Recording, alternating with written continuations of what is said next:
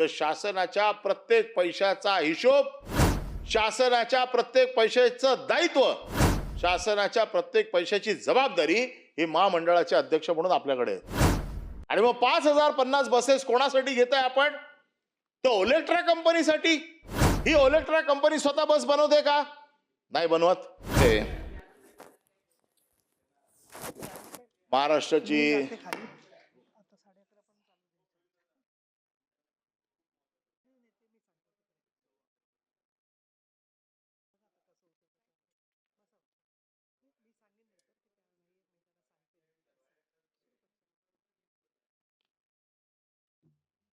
महाराष्ट्राची जीवनदायिनी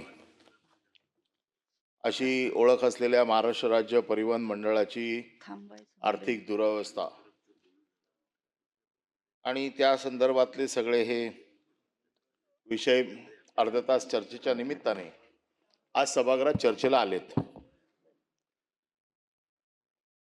ही दुरावस्था जी काही झाली आहे याला मी कुठल्याही मंत्र्याला किंवा वरिष्ठ जे आहेत त्यांना दोष देत नाही.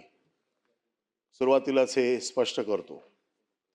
मला माहिती आहे आपण मंत्रिपदाचा कार्यभार सांभाळल्यानंतर आपण प्रामाणिक प्रयत्न करत आहात. एसटीच्या बाबतीत आम्हाला जी माहिती मिळते त्याच्यामध्ये आपले प्रयत्न प्रामाणिक आहे. पण केवळ आपले प्रयत्न प्रामाणिक असून एसटी रुळावर येणार नाही. त्यासाठी अधिकाऱ्यांची देखील आपल्याला साथ मिळाली पाहिजे आणि ती साथ मिळावी, या अधिकाऱ्यांवरती आपला वचक असावा, यासाठी खाली काय चाललंय हे आपल्या निदर्शनास येणं गरजेचं आहे. आणि म्हणून ही अर्ध्या तासाची चर्चा या निमित्ताने उपस्थित केली आहे. सभापती महोदय, एसटी ही महाराष्ट्राची जीवनवाहिनी आहे. शेवटच्या घटकापर्यंत माणसाला इच्छित स्थळी पोहोचवण्याचं काम हे एसटीच्या माध्यमातून होत असतं. आणि म्हणून एसटी हा सर्वसाधारण माणसाच्या महाराष्ट्रातल्या जिव्हाळ्याचा विषय आहे. आणि ही एसटी जी आज खड्ड्यात अडकली आहे किंवा रुतली आहे, या एसटीला बाहेर काढण्याचं काम हे तुम्हा सर्वांचं आहे. मग यासाठी काय करायला पाहिजे, यासाठी कुठे लक्ष द्यायला पाहिजे? एसटीत खालच्या लेवलला अधिकाऱ्यांच्या माध्यमातून होत असलेला प्रचंड भ्रष्टाचार हा रोखणं गरजेचं आहे. या बाबतीत वारंवार आम्ही आपल्याला कळवतोय की या पद्धतीचा भ्रष्टाचार चाललाय, या पद्धतीची. कारण आज परिस्थिती अशी आहे की एसटी कर्मचाऱ्यांना पगार देण्यासारखी परिस्थिती नाही आहे. आज आपला जवळजवळ या गेल्या फक्त 2 वर्षाचा तोटा जवळजवळ 993 कोटी रुपये इतका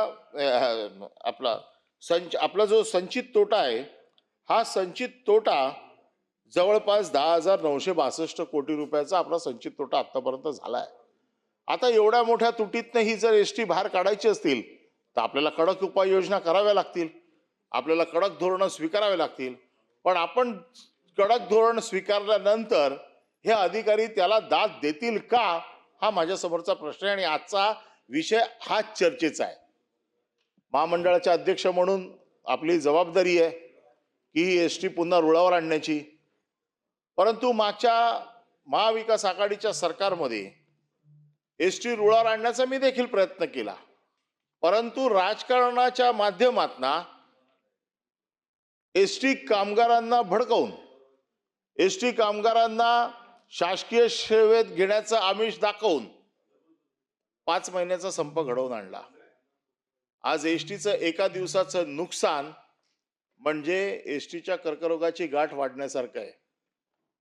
आणि 5 महिने एसटी बंद ठेवण्याचं काम आता या सभागृहात एक आहेत, खालच्या सभागृहात एक गेलेत आणि यांचे नेते सदावर्ते यांनी केलं. कुठे गेले सदावर्ते? कुठे गेले खोत? कुठे गेले पडळकर? नाही, कुठे गेले? म्हणजे बाहेर गेले. ते बोलवायचंय त्याला. आता विषय असा आहे, आता एसटी कर्मचाऱ्यांच्या बाबतीत त्यांना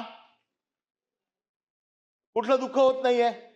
आता एसटी कर्मचाऱ्यांना शासकीय सेवेत घेतलं पाहिजे असं त्यांना वाटत नाहीये.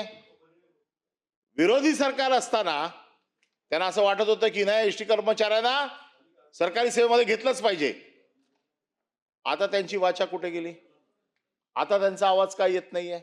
आता कुठे गेले ते सदावर्ते? डंके के चोट पे मी एसटी कर्मचाऱ्यांना सरकारी सेवेमध्ये घेणारच, सरकारी कर्मचारी म्हणून घेणार असे म्हणणारे सदावर्ती गेले कुठे, खोत गेले कुठे? आता फक्त डोळे वटारले तर ताटाखालचं मांजर होऊन गपचूप बसलेले आहेत. त्यांची तेवढी हिंमत नाही आता एसटी कर्मचाऱ्यांसाठी रस्त्यावरती उतरण्याची. हा, नाही नाही, मला हाक मारायचीच होती तुम्हाला. एसटीचं चाक जोपर्यंत कर्मचाऱ्यांना सरकारी कर्मचारी म्हणून घेत नाही तोपर्यंत एसटीचं चाक बाहेर पडू देणार नाही. तुमचीच गोष्ट होती, चाक फिरणार नाही. काय जाऊन तिकडे जाऊन आझाद मैदानावर झोपले काय, 15 दिवस त्यांच्याबरोबर राहिले काय? अरे करा ना आता, आता तुमचं सरकार आहे ना. काय झालं आता? आता एसटी कर्मचाऱ्यांच्या बद्दलचं प्रेम गेलं कुठे? आणि या एसटी कर्मचाऱ्यांना जर जगवायचं असेल ना तर पहिले एसटी जगली पाहिजे, मग एसटीचे कर्मचारी जगतील. परंतु एसटीच्या कर्मचाऱ्यांच्या माध्यमातून त्यांच्या गळ्यावरती सुरी फिरवून तुम्ही एसटी मारली असा माझा तुमच्यावरती आरोप आहे. एसटी तुमची नाही आहे, एसटी सर्वसामान्य माणसाची आहे. परंतु तुम्ही राजकारणासाठी मारली. तुमचं राजकारण तुमच्या राजकारणाच्या पोळ्या शेकाव्यात म्हणून तुम्ही एसटी कर्मचाऱ्यांचा बळी घेतला. आज हजारो एसटी कर्मचारी आज कर्जबाजारी झालेत, ते तुमच्यामुळे झालेले आहेत. कारण तुम्ही त्यांना 5 महिने देशोधडीला लावलं, 5 महिन्यांचा पगार मिळाला नाही. आणि तुम्हाला माहिती आहे, मला माहिती आहे की एसटी कर्मचाऱ्याला 1 महिन्याचा जर पगार मिळाला नाही तर सावकारी कर्जाकडे वळण्याशिवाय त्याच्यासमोर दुसरा पर्याय नाहीये. आणि ह्या गोष्टीला हे जबाबदार आहेत सगळे. आणि ह्यांची जबाबदारी आता घेण्याला कोणी हिंमत नाही यांची, कारण ह्यांची राजकीय पोळी शेकून झाली. कसले एसटी कर्मचारी, कोण एसटी कर्मचारी, आता काय त्यांच्याशी घेणं देणं आहे? हा एक जरी विषय असला तरी एसटी नुकसानीत घालण्याचं काम जे अधिकारी करतायत यांच्या बाबतीमध्ये मी मुख्यमंत्र्यांना पत्रव्यवहार केलाय.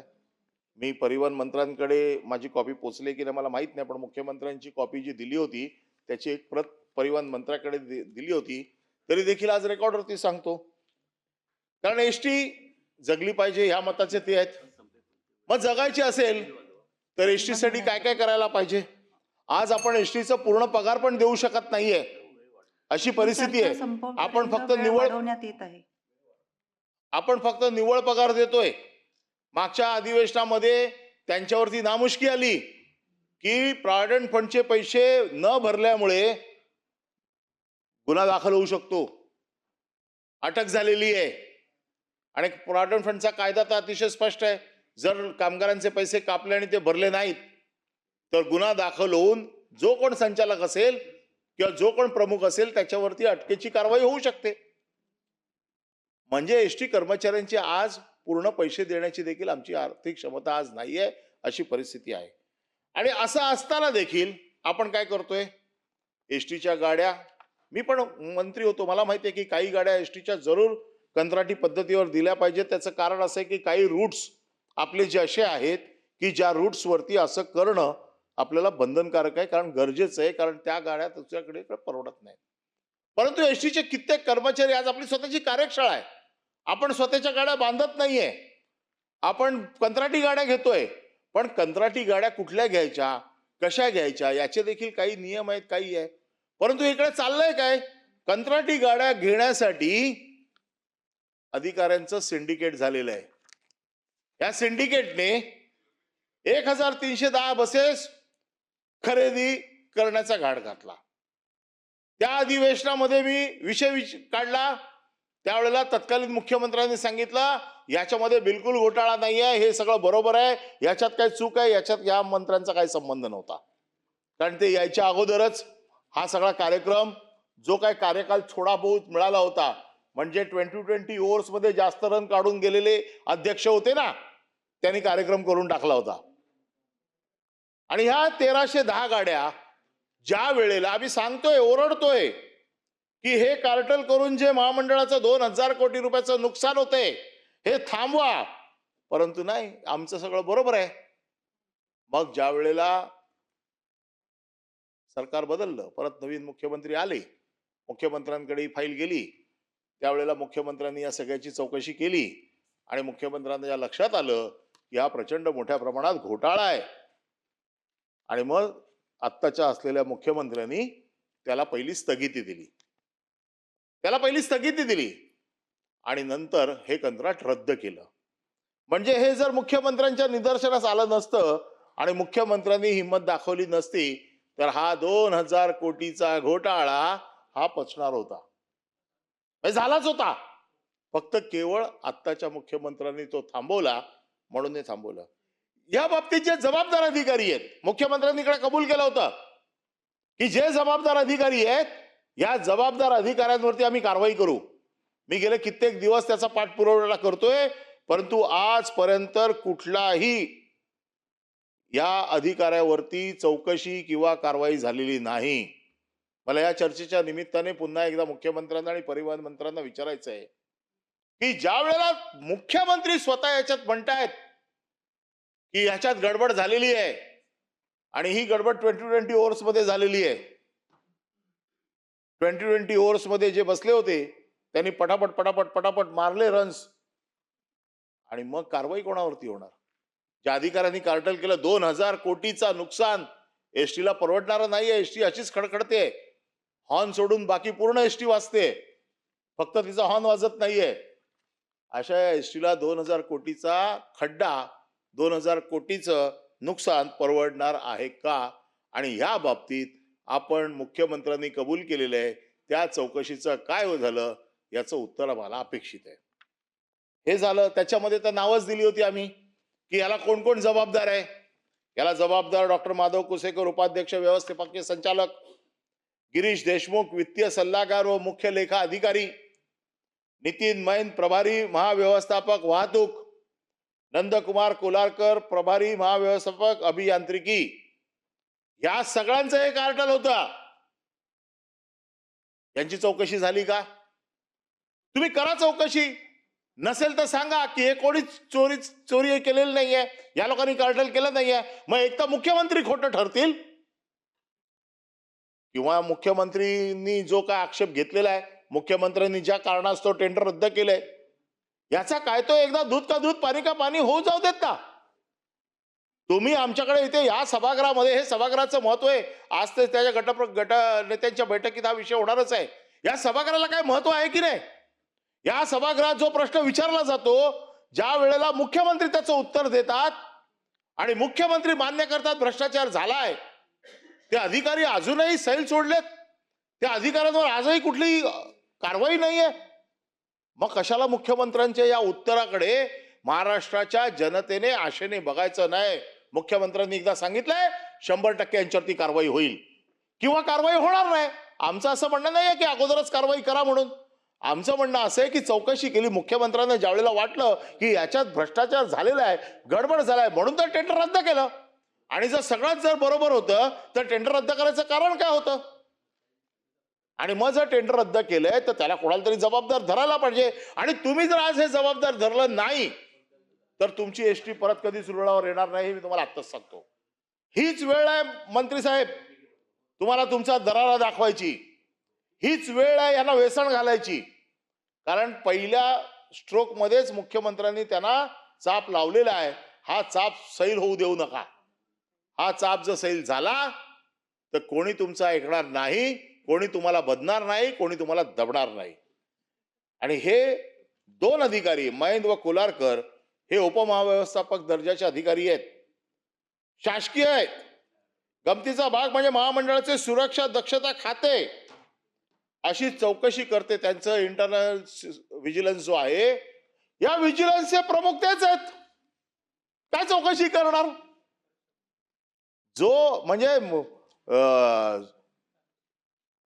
जो इन्चार्ज आहे चोरी पकडणारा, तो जर चोरी करत असेल तर त्याला पकडणार कोण? ठाणेदार. ठाणेदारच चोर निघाला, मग त्याला पकडणार कोण? आणि म्हणून माझी आपल्याला नाही, हे ठाणेकर आहेत पण सध्या ठाणेदार आहेत. नाही, हे ठाणेदार नाही, त्याच्यापेक्षा वरती आहेत. यांचा पूर्ण अधिकार आहे. आणि ह्यांना जे अधिकार आहेत या अधिकारात ते काही करू शकतात, कारण हे मंडळ हे स्वायत्त आहे. मंडळाचे अधिकार शासनाच्या अधिकारांपेक्षा वेगळे आहेत. त्याच्यामुळे त्यांनी घेतलेल्या निर्णयाला कोणी आव्हान देऊ शकत नाही. आणि म्हणून हे मुद्दे आपल्या समोर आणलेले आहेत. आता ई बसचा घोटाळा झाला. ई बस ज्या वेळेला आपण प्रपोजल दिली 5,050 बसेस आपण घेतोय असं आपण ठरवलं. आपली कंडिशन काय होती, टेंडर कंडिशन, की याच्यामध्ये बस उत्पादक आले पाहिजेत. आले का बस उत्पादक? कोणासाठी टेंडर काढलं तुम्ही? टेंडर काढलं तुम्ही बस उत्पादकांसाठी, कारण बस उत्पादकांकडनं डायरेक्ट जर खरेदी केल्या तर आपल्याला कन्सेशन मध्ये मिळणार. हे सगळा घाट घातला कोणासाठी? 5,500 बसेस म्हणजे काय कमी ताफा नाही. अशाच आपल्या फक्त आता 12-13 हजारच बसेस राहिलेत. मला वाटतं 12,000 पण पूर्ण चालत असतील क्षमतेने, याच्या बाबतीत मी साशंक आहे. पण त्याच्यात 5,000 बसेस नवीन घ्यायचा आहे. महामंडळावरती प्रचंड मोठा आर्थिक ताण येणार आहे. शासन महामंडळाला मदत करताना किती आकडता हात ठेवतं हे मी बघितलेलं आहे. आणि अशा वेळेला 5,000 बसेस घेण्यासाठी जर शासन पैसे देत असतील तर शासनाच्या प्रत्येक पैशाचा हिशोब, शासनाच्या प्रत्येक पैशाचं दायित्व, शासनाच्या प्रत्येक पैशाची जबाबदारी ही महामंडळाचे अध्यक्ष म्हणून आपल्याकडे आहे. आणि मग 5,050 बसेस कोणासाठी घेताय आपण? तर ओलेक्ट्रा कंपनीसाठी. ही ओलेक्ट्रा कंपनी स्वतः बस बनवते का? नाही बनवत. ही चायनावरनं बस आणते, स्वतःच स्टिकर चिटकवते आणि तुम्हाला देते. किती 1,000 कोटीचा घोटाळा होणार आहे हा. आणि आम्ही सारखी त्याची चौकशीची मागणी करतोय की हे फक्त ओलेक्ट्रासाठी चालू आहे. हे फक्त ओलेक्ट्रा कंपनीला टेंडर मिळावं याच्यासाठी चालू आहे. का चालू आहे ओलेक्ट्रा कंपनीला? असं का ओलेक्ट्रा कंपनीच्या बाबतीमध्ये प्रेम आलं? तर महामंडळाचं EPKM आपल्याला उत्पन्न 54 रुपये आहे याची पूर्ण कल्पना असताना आपल्याला माहिती आहे की पर किलोमीटर आपल्याला 54 रुपये मिळतात. मग 54 रुपये मिळतात, आपण कॉन्ट्रॅक्टरला देतोय किती? 78 रुपये. 54 रुपये आपलं उत्पन्न आहे, आपण देतो 78 रुपये. कुठलं हे प्रेम? कुठल्या टोकाला? आणि सगळ्या देशामध्ये आपला हा रेट जास्त आहे. म्हणजे प्रत्येक किलोमीटरच्या मागे 24 रुपयाचा तोटा. अगोदरच 10,000 कोटीचा संचित तोटा आणि पुढच्या 10 वर्षासाठी एसटी पूर्ण नेस्तनाबूत करण्याचं काम.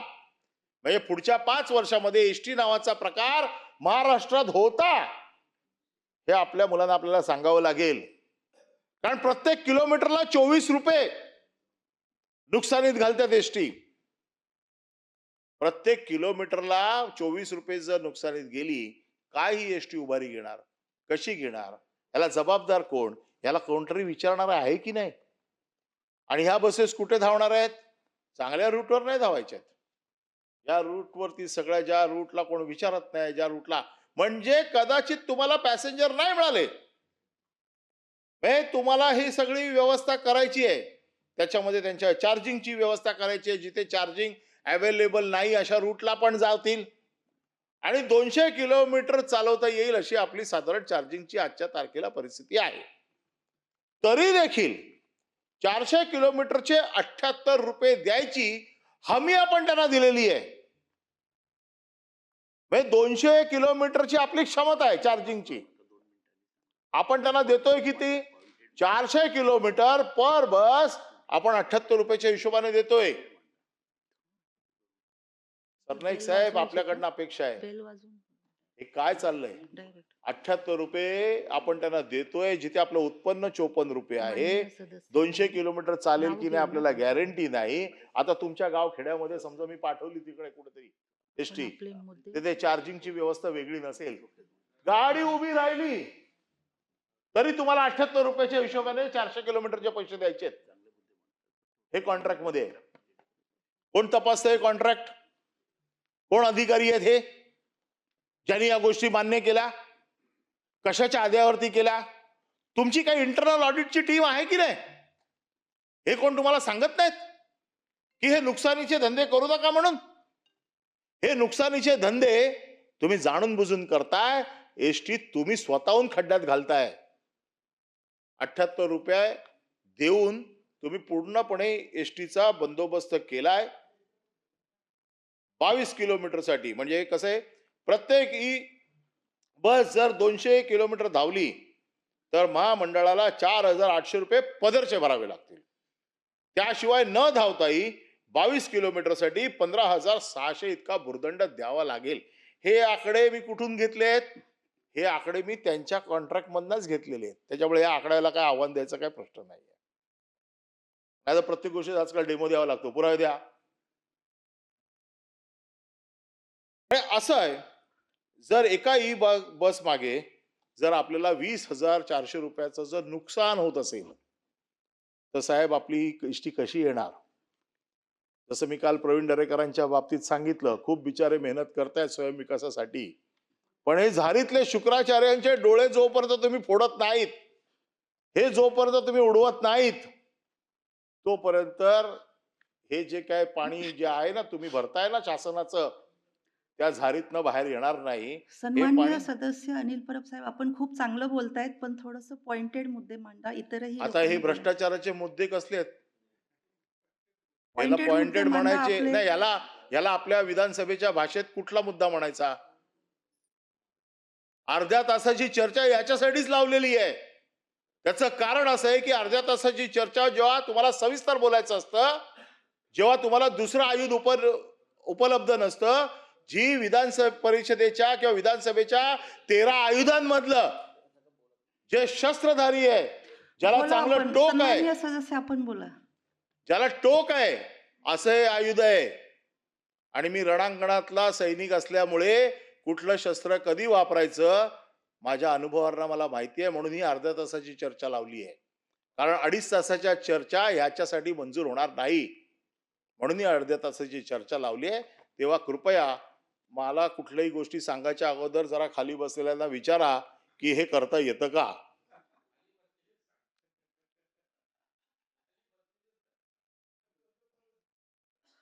आणि म्हणून भ्रष्टाचार रोखणं गरजेचं आहे, अनियमितता रोखणं गरजेचं आहे, आणि हे काम साहेबांना करायचं आहे. आमचं एवढंच म्हणणं आहे. कारण शेवटी उत्तर कोणाला द्यायचंय? उत्तर त्यांना द्यायचंय. कोणी एमडी किंवा कोणी उत्तर द्यायला येत नाही सभागृहात मंत्र्याला जबाबदार धरलं जातं. आणि मग अशा वेळेला ह्या सगळ्या गोष्टींची चौकशी करून जे नुकसानीला कारणीभूत आहे, ज्याने नुकसान केलेलं आहे, ज्याने या नुकसानाला खतपाणी घातलंय, या सगळ्यांवरती कारवाई व्हायला पाहिजे. आणि म्हणून या सगळ्या गोष्टी करताना आता साधी गोष्ट आहे, आपल्याकडे 19,000 यांत्रिकी कर्मचारी आहेत आणि 50,000 साधारण चालक आहेत. आता आपला जो गुणोत्तर आहे हा 5.6 आहे. म्हणजे देशामध्ये सगळ्या बाबतीत जिथे जिथे नुकसानीचं खातं आहे ना, जिथे जिथे नुकसान होऊ शकतं, या सगळ्या नुकसानीमध्ये आपण नंबर 1 ला आहोत. त्यांचे रेटिंग जे आहेत ना, आता हे गुणोत्तर किती असायला पाहिजे?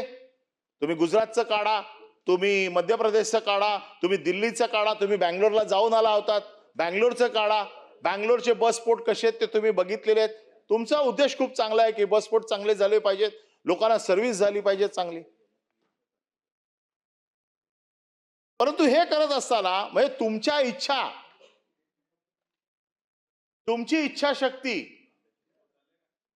तुमची इच्छाशक्ती मारण्याचं काम हे लोक करतायत. तुम्हाला असं वाटतं की बँगलोर सारखा बसस्फोट असायला पाहिजे, गुजरात सारखा बसस्फोट असायला पाहिजे, होऊ देणार आहेत का हे लोक?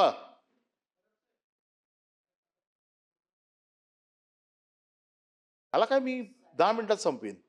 आपल्याला जायचं असेल तर मी पण येतोच आहे, चला. आणि म्हणून माझं म्हणणं असं आहे की ह्या सगळ्याची चौकशी, हा गुणोत्तर कसा सुधारायचा, हा गुणोत्तर खाली आणण्यासाठी आपल्याला काय काय करायला पाहिजे, या सगळ्या गोष्टींची आपल्याला काळजी घेतली पाहिजे. मी एवढंच सांगू इच्छितो की हे जे भ्रष्टाचाराचे स्तोत्र आहेत, हे पत्राची कॉपी मी आपल्याकडे पाठवतो, कारण वरून मला आदेश आलेला आहे, सभापतींचा आदेश उच्च असतो, तो मला नाकारता येत नाही. वाहतूक, भांडार, खरेदी, लेखा खातं अधिकारी करीत असलेली लूट. आपण सध्या टेक्नॉलॉजीमध्ये जगतोय. डिजिटलायझेशनचा प्रयत्न मी देखील केला होता. आज आपली जी काय सेंट्रल एजन्सीज ज्या आपल्या जिथून आपण खरेदी करतो, जिथे आपण सगळा काय लेखाजोखा, आजही आपल्याकडे एका डॅशबोर्ड वरती सगळं नाही आहे. जर तुम्हाला असं वाटलं मंत्री म्हणून की मला बघायचंय की यवतमाळ डेपोमध्ये आपले किती टायर राहिलेत, किती भंगार आहे, काय आहे, आपल्याकडे आजही व्यवस्था नाही. साहेब ती पहिली करा, त्याच्यावरती पैसे खर्च करा, ज्याच्यामुळे कंट्रोल येईल. हे सगळे संस्थानिक झालेत आपापल्या डेपोचे. हे सगळे माजलेत तिथे बसून. त्यांना असं वाटतं आम्हाला विचारणारं कोण नाहीये. मंत्री म्हणून तुमच्या डॅशबोर्ड वरती अख्ख्या महाराष्ट्राचा लेआउट असला पाहिजे. तुम्हाला कळलं पाहिजे एका क्लिक वरती की कुठल्या डेपोमध्ये किंवा कुठल्या भांडारामध्ये काय आहे, किती सामान विकलं जातंय, भंगार विकलं जातंय, कार्टेल करून खरेदी केली जाते. अधिकार कितीचे होते? अधिकार होते 50 लाखाचे. ते 5 कोटीपर्यंत वाढवून घेतलेत. कोणी मान्यता दिली? आपण दिली मान्यता महामंडळाने. महाव्यवस्थापकांना जो का अधिकार होता तो वाढवून घेताना आपण त्याला मान्यता दिली का?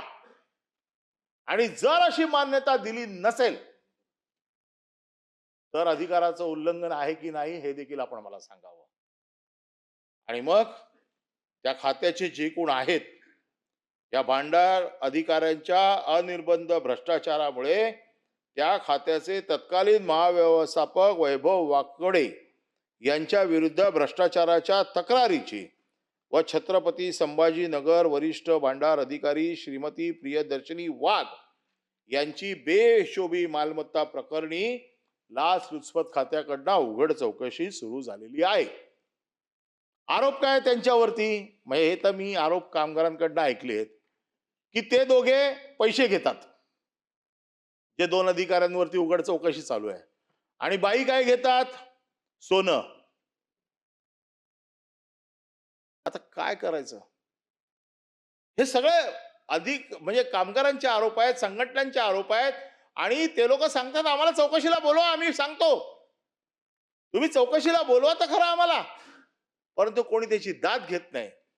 लाचलुचपत खात्याकडे तक्रारी केलेल्या आहेत, त्याची चौकशी चालू झाली आहे, त्यांची चौकशी चालू झाली आहे, पण आपली चौकशी होत नाहीये. का नाही आपली चौकशी होत? आपल्याकडे डिपार्टमेंट आहे, आपल्याकडे एक IPS लेवलचा अधिकारी असतो. या अधिकाऱ्याचं काम काय? या अधिकाऱ्याचं काम हेच आहे की महामंडळामध्ये जो काय भ्रष्टाचार चाललेला आहे, जो काय चोऱ्या चाललेल्या आहेत, महामंडळामध्ये जे काय अनधिकृत काम चालू आहे याला आळा घालण्याचं काम त्या व्हिजिलन्स वाल्यांचं असतं. त्या व्हिजिलन्सचा एक अधिकारी IPS दर्जाचा असतो. तो पनिशमेंट पोस्ट म्हणून बघतो त्याच्याकडे. त्याला काही इच्छा नसते, कारण त्याला माहितीये की वरून मला काही मदत मिळणार नाहीये, तर आपण तरी कशाला याच्यात हात घाला. आणि ज्या अधिकाऱ्यांकडनं हे सगळे चौकशी चालू आहे ज्यांच्याकडनं, त्यांची चौकशी आपल्याकडनं पण व्हायला पाहिजे. आपण पण बघायला पाहिजे त्यांच्याकडे. कित्येक मशीनची कृष्णा टूलची 10 लाख रुपयाची मशीन फाउंडेशनसाठी घेतली, स्क्रॅप मध्ये पडल्यात. अशा 10 लाखाच्या कित्येक मशीन वेगवेगळ्या डेपोमध्ये स्क्रॅप मध्ये पडलेल्या आहेत. आणि म्हणून अशा सगळ्या ज्या स्क्रॅप मध्ये पडलेल्या मशीन्स त्या का घेतल्या, कशासाठी घेतल्या, याचा काय उपयोग, कोणाच्या शिफारसीने घेतल्या, मंडळाचं त्याला अप्रुव्हल आहे की नाही, या सगळ्या गोष्टींमध्ये आपण लक्ष देणार आहोत की नाही.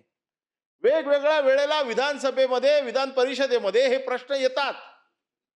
आता खाली जो विधान परिषदेमध्ये प्रश्न विचारला गेला होता त्या उत्तराला शासनाने 3 अधिकाऱ्यांची उघड चौकशी चालू केली. जयेश बामणे उपमहाव्यवस्थापक नियोजन, वीरेंद्र कदम उपमहाव्यवस्थापक माहिती तंत्रज्ञान, प्रियदर्शनी वाघ वरिष्ठ भांडारक छत्रपती संभाजीनगर यांची चौकशी पुन्हा एकदा सांगतो खालच्या सभागृहात देखील मागितली गेली, या सभागृहात देखील मागितली गेली. अजूनही यांच्या चौकशीच्या बाबतीमध्ये कोणी काही उत्तर देत नाही. हे झालं भांडार, हे झालं गाड्या खरेदी, हे झालं भ्रष्टाचाराचं मूळ स्तोत्र. परंतु वाहतूक खातं त्यांचं जे आहे, जे ट्रॅफिक मॅनेजमेंट, हे देखील भ्रष्टाचारात बुडलंय. तुमचे रूट्स ठरवण्याचं काम ते करतं. हे रूट्स सगळे प्रायव्हेट जे चालवणारे आहेत त्याला अलाइन करून केलेले आहेत. जोपर्यंत त्यांच्या बसेस सुटत नाहीत तोपर्यंत यांच्या बसेस सुटत नाहीत. मी किती बसेस डेपोवरती त्यावेळेला स्वतः जाऊन बघितलं होतं, त्यांच्या शीट्स बघितल्या होत्या, त्यांच्यावरती कसं काम होतं ते बघितलं. मी छाती ठोकपणे सांगू शकतो हे सगळे तिकडचे जे डेपो मॅनेजर असतील किंवा डेपोचे जे प्रमुख असतील ह्या सगळ्यांचं सगळं दुकान व्यवस्थित चालू आहे. कशी एसटी येणार प्रॉफिटमध्ये? आणि त्याच्यात मग आहेतच खोतसारखे बसलेले, जर कुठे रुळावर येत असेल तर परत ढकलायला. आणि म्हणून वाईट काय वाटतंय, ठीक आहे, माझ्या खात्याला बदनाम आहे, त्यावेळेला मी मंत्री होतो म्हणून तुम्ही काढा ना माझ्यावरचा राग, माझ्यावरती बोला, माझ्यावरती काय आरोप करायचे ते करा. त्या एसटी कामगारांचा बळी घेतलाय तुम्ही, ते जीवानिशी गेलेत. उद्या एसटी जेव्हा बंद होईल ना, तेव्हा ते तुमच्या नावाने बोटं मोडणार आहेत, माझ्या नावाने नाही. नाही, रागचा प्रश्न नाहीये. ज्या पद्धतीने 5 महिने तुम्ही बंद केलं ना, त्याची आज आपण फळं भोगतोय. एक तर नुकसान, त्याच्यात अधिक नुकसान. या वाहतूक खात्यावरती साहेब तुम्हाला प्रथम लक्ष घालावं लागेल, कारण ह्याची ट्रॅफिक मॅनेजमेंट, याची रूट मॅनेजमेंट जर तुम्ही व्यवस्थित केली तर आजही एसटीला मानणारे लोक आहेत. आपण काय समजतोय, एसटीचे ग्राहक कोण आहेत सध्या? सगळे लाभार्थी, 50% वाले, 75% वाले आणि फुकटवाले. सरकारच्या योजनांमधना जेवढे लाभ घेत आहेत, ह्या लाभार्थींवरती आज एसटी चालू आहे. एसटी सर्वसाधारण माणसाला खेचण्यासाठी, सर्वसाधारण माणसाने एसटी मध्ये यावं याच्यासाठी एसटी मध्ये काय प्रयत्न चालू आहेत हे फार महत्वाचं आहे. जरा सगळ्या इन्चार्जना बोलवा आणि त्यांना विचारा की काय काय. तुम्ही एक चांगला विचार मांडला होता जो मला पटला, की जो डेपो प्रॉफिट करेल, जो डेपो चांगलं काम करेल त्यांना आम्ही इन्सेंटिव्ह देऊ. चांगलं काम करणाऱ्याला तुम्ही नक्की शाबासकी द्या. जसं तुम्ही इन्सेंटिव्ह देऊ असं सांगितलं, तसं वारंवार डेपो नुकसानीत घालणाऱ्या अधिकाऱ्याला देखील कारवाईच्या कक्षेत तुम्ही घ्या, ही माझी आज तुमच्याकडे मागणी आहे. आणि म्हणून एसटीचं हे सविस्तर मांडणी करताना एसटीला चारही अंगाने बघावं लागेल. एक, भ्रष्टाचार थांबवावं लागेल, कर्मचाऱ्याची कामक्षमता वाढवावी लागेल, तुम्हाला त्यांचे रूट्स मजबूत करावे लागतील आणि नवीन गाड्या आणताना भ्रष्टाचार बंद करावा लागेल. एसटी मध्ये हे जे काय आंधळ दळतंय आणि कुत्रं पीठ खातंय, ही जी काय परिस्थिती आहे, ही तुम्हाला नवीन अध्यक्ष किंवा नवीन मंत्री म्हणून हे तुम्हाला खांद्यावरती उचलावंच लागेल. हे ओझं कठीण आहे, शिवधनुष्य, पण तुम्ही उचलाल असा मला विश्वास आहे. म्हणूनच म्हटलं, नाही तुमचे पण आहे, तुम्ही बोलले तर नाही बोलणार नाही. कारण त्याचं कारण असं आहे, अर्थ खात्याच्या मदतीशिवाय होणार नाही. पण तुमचे संबंध जे काय आहेत त्यांच्याशी ते वापरा आणि आणा पैसे एसटीला. तुम्ही आणलेत तर नक्की, पण नुसते पैसे आणून हे तुम्ही आणाल पैसे, हे सगळं पडलेलं पीठ कुत्रं खाऊन जातील. आणि म्हणून तुम्हाला पैसे जरी आणले तरी हे जे काही लिकेजेस आहेत हे बंद करण्याची जबाबदारी तुमची आहे. आणि म्हणून तुमच्याकडनं मी आता सगळेच विषय नाही पण माझं पत्र तुमच्याकडे पाठवतो, त्याच्यात सविस्तर सगळं आहे. अर्ध्या तासाची चर्चा आहे. आपण मला अर्धा तास दिल्याबद्दल आपले मनापासून धन्यवाद मानतो आणि मी अपेक्षा करतो की या मंत्र्यांकडनं की यांनी एसटीचा कारभार आता स्वतःच्या हातात घ्यावा. या अधिकाऱ्यांच्या हातात ठेवून तुम्ही जर स्वप्न पाहत असाल की ही एसटी चांगली धावेल, तर ही धावणार नाही. तुम्हालाच त्याचं सारथ्य करावं लागेल, तुम्हालाच चालवावी लागेल. आणि तुम्ही जर व्यवस्थित चालवली तरच महाराष्ट्राच्या जनतेला न्याय मिळेल असा विश्वास व्यक्त करतो आणि आपल्याकडनं या सगळ्या गोष्टींची पॉझिटिव्ह उत्तरांची अपेक्षा करतो. धन्यवाद.